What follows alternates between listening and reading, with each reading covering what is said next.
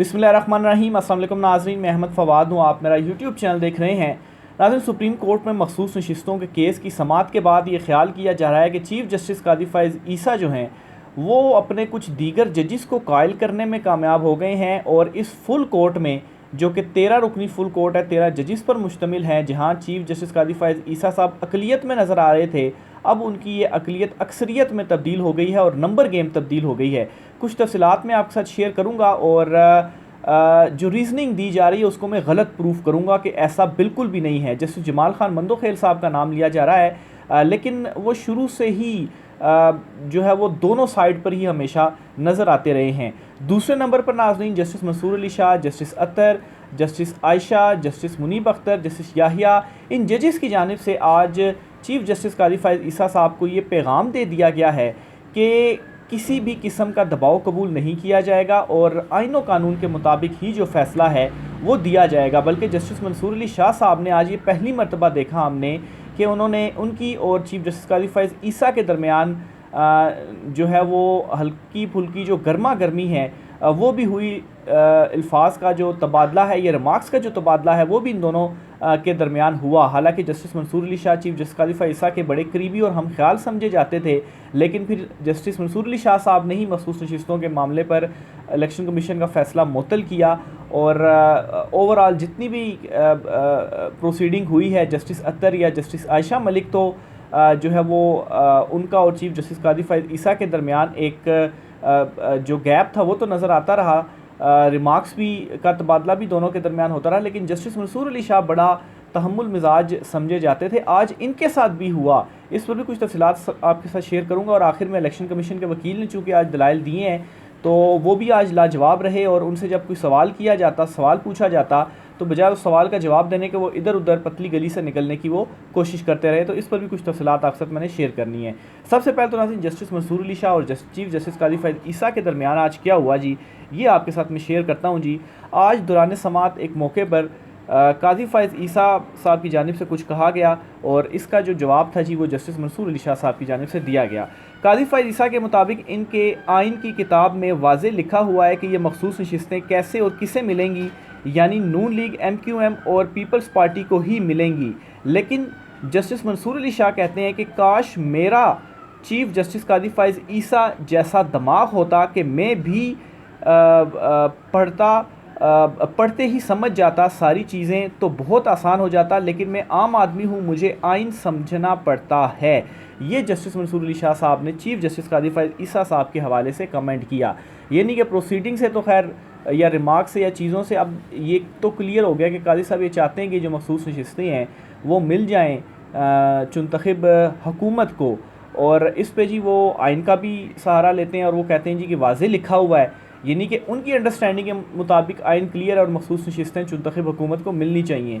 लेकिन जस्टिस मंसूर अली शाह साहब अभी तक ये बात मानने को तैयार भी नहीं है और मेरे ख़्याल से आइन चूँकि बहुत ज़्यादा वाज़े भी है और आइन में इस किस्म की चीज़ भी शायद नहीं है, इसलिए जस्टिस मंसूर अली शाह साहब आज तंज़िया भी उन्होंने ये कहा और मेरे ख़्याल से उसमें एक मैसेज भी था काजी साहब के लिए कि जो आइन आप हमें बता रहे हैं तो हमारी समझ में तो वो चीज़ नहीं आ रही, काश हमारा जहन भी आपकी तरह होता कि पढ़ते ही हम आइन को समझ जाते और हमें पता चल जाता कि आइन जो है वो क्या कह रहा है। क्योंकि अभी तक जो ये रिमार्क्स जो दलाइल हमारे सामने दिए जा रहे हैं, जो आइन के हवाले से तशरीह की जा रही है, बताया जा रहा है, हम तो अभी तक ये समझने से कासिर हैं जी कि मखसूस नशिस्तें कैसे इस चुनतखब हुकूमत को दी जाएँ। तो ये एक मैसेज भी है और जस्टिस मंसूर अली शाह साहब की जानिब से ये मैंने पहली मरतबा देखा है कि उनका और कादी फ़ाइज़ ईसा चीफ़ जस्टिस साहब का आपस में इस तरह का जो हल्का फुल्का क्लैश है वो हुआ हो। अच्छा, जब मंसूर अली शाह साहब की जानिब से ये कहा गया तो इस पर जमाल मंदोखेल साहब ने क्या कहा जी,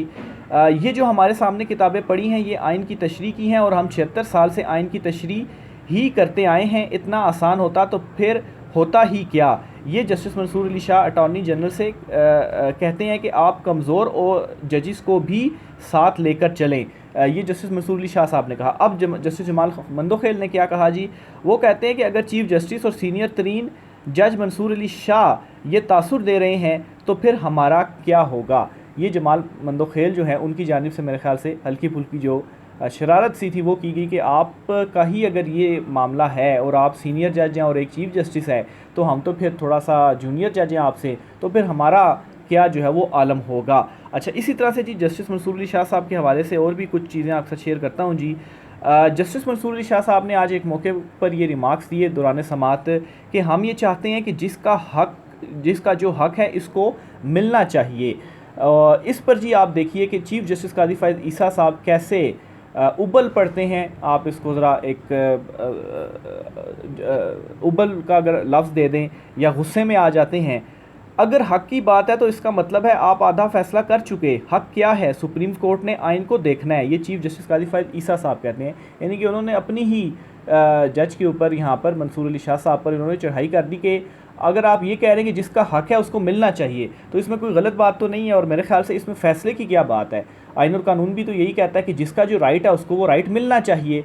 और मेरे ख्याल से अब ये वाज़ेह हो चुका है कि ये राइट पीटीआई का है, उनको मिलना चाहिए। तो जस्टिस मंसूर अली शाह साहब ने ये नहीं, पीटीआई का नाम नहीं लिया, उन्होंने सिर्फ ये कहा जिसका जो हक़ है उसको मिलना चाहिए। हो सकता है कि ये मुंतखब हुकूमत का अगर राइट है तो उसको मिल जाना चाहिए। लेकिन काजी साहब इसके ऊपर बड़ा एकदम से फ्रस्ट्रेट हो जाते हैं और वो कहते हैं जी कि आप हक़ की बात करते हैं, यानी कि आपने आधा फ़ैसला कर लिया, तो क्या ये हक़ पीटीआई का है? जो काजी साहब थोड़ा सा ज़रा इस तरह की उनकी जानिब से रिमार्क सामने आए और उन्होंने ख़ुद से ही ये ऑब्ज़र्व कर लिया या ये नतीजा अखज़ कर लिया कि ये जस्टिस मंसूर अली शाह साहब जो बात कर रही हैं पीटीआई को नशिस्तें देने की बात कर रहे हैं क्योंकि उनका हक़ है, तो इसलिए उनको ये कह रहे हैं जी कि आपने फिर आधा फ़ैसला कर लिया, हमें आइन व कानून को देखना चाहिए। और आइन व कानून के हवाले से भी जस्टिस मंसूर अली शाह साहब ने क्या चीफ़ साहब को कहा वो भी मैंने आपके साथ शेयर किया जी कि उनकी समझ में तो फिर नहीं आ रहा, शायद कादी साहब का जहन अचानक से चीज़ों को बड़ी जल्दी समझ जाता है। तो ये दूसरा मौका था जो आज जस्टिस कादी फ़ाइज़ और जस्टिस मंसूर अली शाह साहब के दरमियान जो ये हल्की फुल्की नोक झोंक थी वो हुई। अच्छा जी, इसी तरह से जस्टिस मंसूर अली शाह और जस्टिस याहिया अफरीदी, उनकी जानिब से भी आज इलेक्शन कमीशन ऑफ पाकिस्तान के वकील से सवाल किया गया, जिन्होंने पाकिस्तान तहरीक इंसाफ का डिक्लेरेशन और पार्टी सर्टिफिकेट दिया, इनको आज़ाद कैसे करार दिया गया। ये मंसूर अली शाह साहब, याहिया अफरीदी शाह साहब जो हैं, इन्होंने इलेक्शन कमीशन के वकील से सवाल किया क्योंकि वो डिक्लेरेशन के हवाले से कहते रहे जी कि कुछ ने तो डिक्लेरेशन ही नहीं दिया। अच्छा चलें, आप ये कहते हैं कुछ ने नहीं दिया, उनको ज़रा साइड पे कर देते हैं। अब जिन लोगों ने दिया, उन लोगों के देने के बावजूद आपने उनको आज़ाद करार दे दिया, तो ये आप कैसे कर सकते हैं?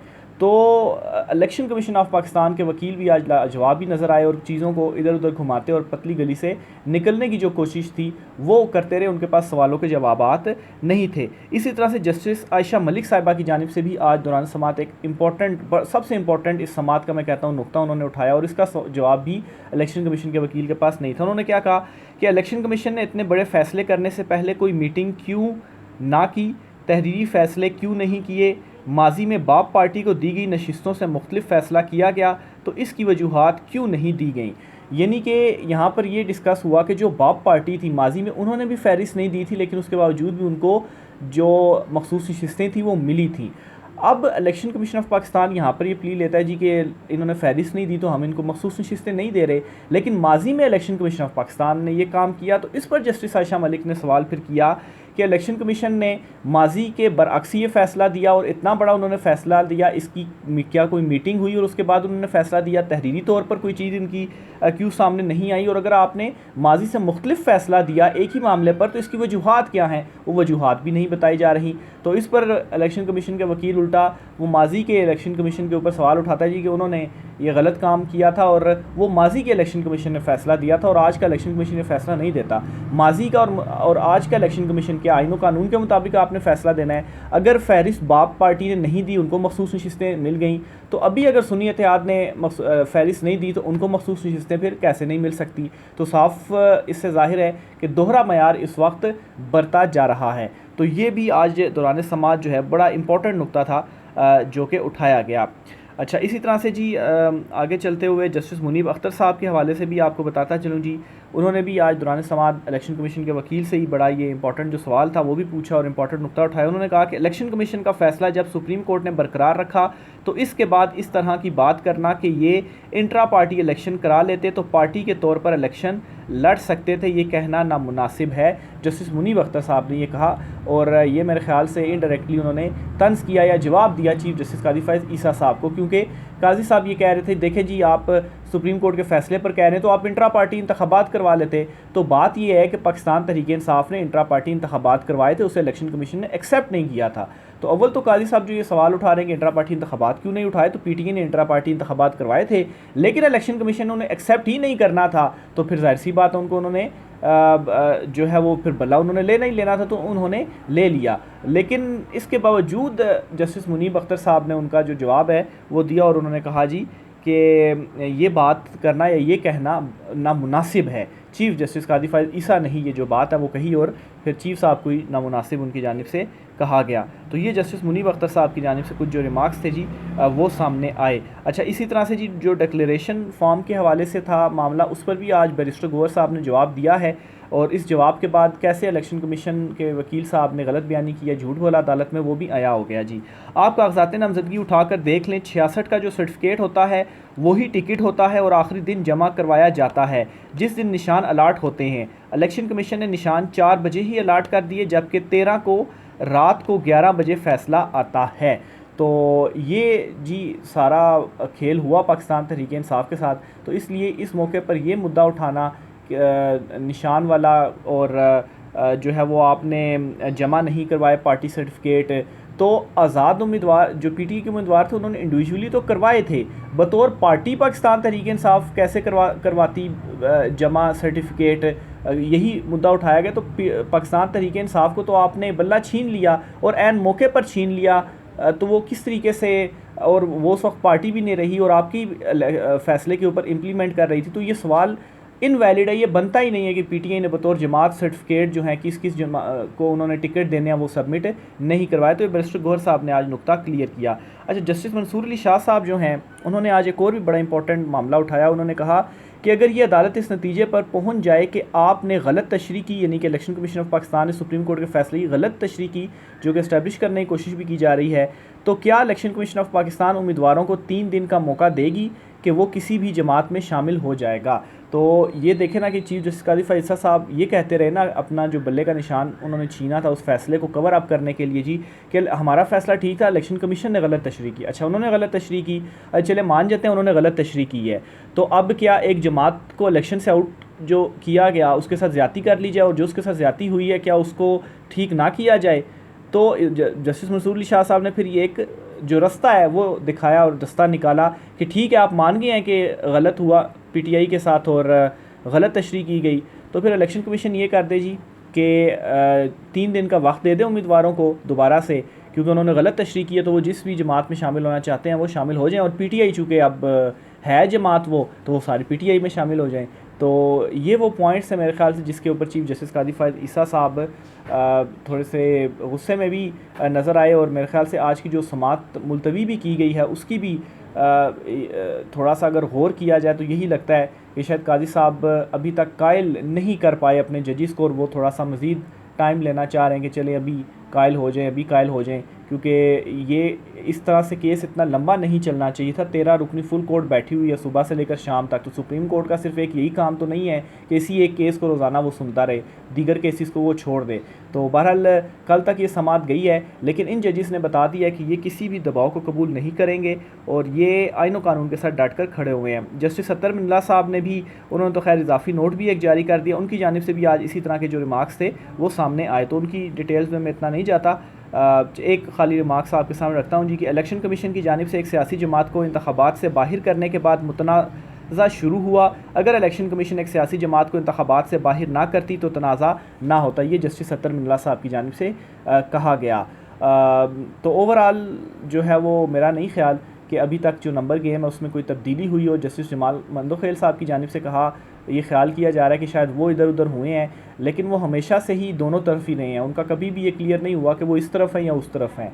और दीगर जो जजेस हैं उनके रिमार्क्स मैंने आपके साथ शेयर कर दिए हैं। जिस माहौल में ये रिमार्क्स दिए गए तो ये क्लियर एक मैसेज था कि आईन व कानून के साथ वो जजेस खड़े हुए हैं, आईन व कानून के साथ वो जजेस डटे हुए हैं। मिर्ज़ा शहजाद अकबर साहब हैं, उन्होंने एक ट्वीट की है, उस ट्वीट बड़ी ख़तरनाक किस्म की ट्वीट है, उसमें उन्होंने एक दावा किया है जी, और इस दावे में वो लिखते हैं कि ब्रेकिंग स्टोरी, हफ्ते के रोज़ इस्लामाबाद जजिस कॉलोनी में 3 अहम लोगों से एक अहम मुलाकात पिंडी वालों का पैगाम रसां था।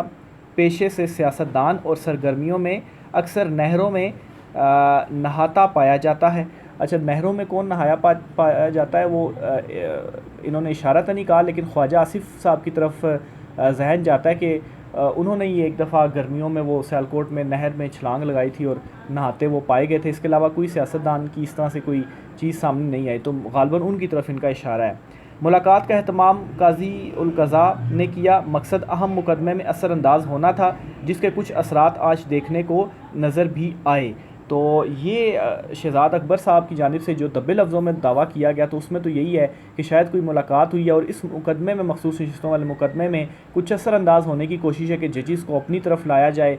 और इस हवाले से मैं आपको बताता चलूँ जी कि आज से ही कुछ प्रेस कॉन्फ्रेंसेस भी नून लीग जो हैं उनकी जानिब से आगाज़ हुआ है, जिसमें जजेस को कुछ क्रिटिसाइज़ किया जा रहा है। तो इसका मतलब यही है कि अभी तक ये सिर्फ तासुर ही है कि कुछ तब्दीली हुई है, कुछ भी तब्दीली नहीं हुई और जजेस को भी दबाने की जो कोशिश है वो की जा रही है। और ये सबसे बड़ी दलील है कि जजेस आईन कानून के साथ खड़े हुए हैं, उनके ऊपर कोशिश हुई कि वो ज़रा तब्दील हो जाएं और वो नहीं हो रहे और वो डटे हुए हैं। इस वजह से जो सारी चीज़ें हैं वो की जा रही हैं।